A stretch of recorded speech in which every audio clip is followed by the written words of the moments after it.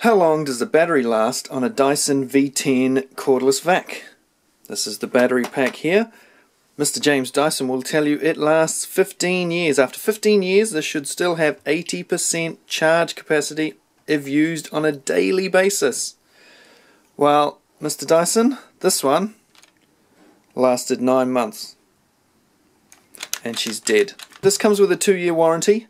You ring up Dyson. I didn't ring up because I would have got too nasty with them. My wife rang up and explained that it had the red flashing light.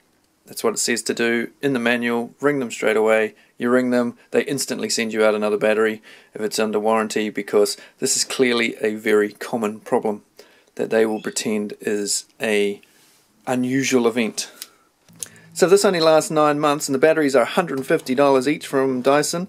That's $16 roughly a month for the battery charge. That's like 50 cents a day roughly. This is all quoted in New Zealand dollars. A $1,000 vacuum should have a battery that lasts longer than 9 months. That's the sort of thing I'd expect if I'd bought an $80 Chinese piece of junk. I thought the battery would be this bit here would pop out, but no, they send you this thing. So I'll quickly just show you how to change it. Very simple. It's got 3 screws. 1, 2, and 1 here in the handle. So you whip those out, slide this off, slide it out, slide the new one in, and reassemble. They even give you fresh screws. It's very nice of them. But like I say, this only lasts 9 months, and the next one lasts 9 months. That would be in warranty again. So that would be 1.5 years, 2 batteries. If the third one lasted 9 months, that'd be 2 years, 3 months. So after 2 years, 3 months, you have to pay another $150 for a battery. And if you had to do that every 9 months, this is not such a good tool after all. So much for highly engineered battery. If you watch the Dyson video, you'll see that it says highly engineered, unlikely event that it fails through like accidentally damaging it or that sort of thing.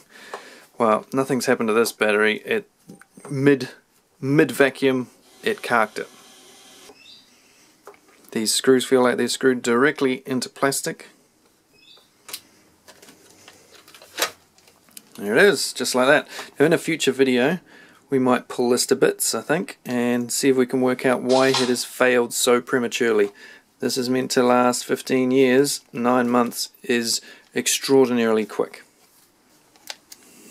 Judging from all the complaints and comments on the interweb, this is not an isolated problem, but hopefully it's rare enough that this new battery won't do the same thing in 9 months. I certainly hope so, Dyson, else the next review will be really nasty. So, new battery, slide her on in. Let's have a look here at the contacts. You got the 2 contact points there. Slide into those 2 grooves there. And we've got 2 other contacts here. So some of them I'm guessing is for the power. These 2 are pretty for the power. This will be for the lights and that sort of stuff. Power to the sensors and all that. So shove her in. Oh, look at that. She goes again. She lives. She's been dead for the last week. Very disappointed, Dyson, that this battery has failed so quickly. With so little use. Probably gets used a couple of times a week, and it's not a very big house that we use it for, so very disappointing. A bit like my Dyson air purifier, which also died within 6 months. I personally will never buy a Dyson product again. They are overrated, poorly manufactured junk. When they work well, they're really cool, but the quality standards, Dyson, Mr. James Dyson, you are not living up to your quality standards. So easy to bump that trigger.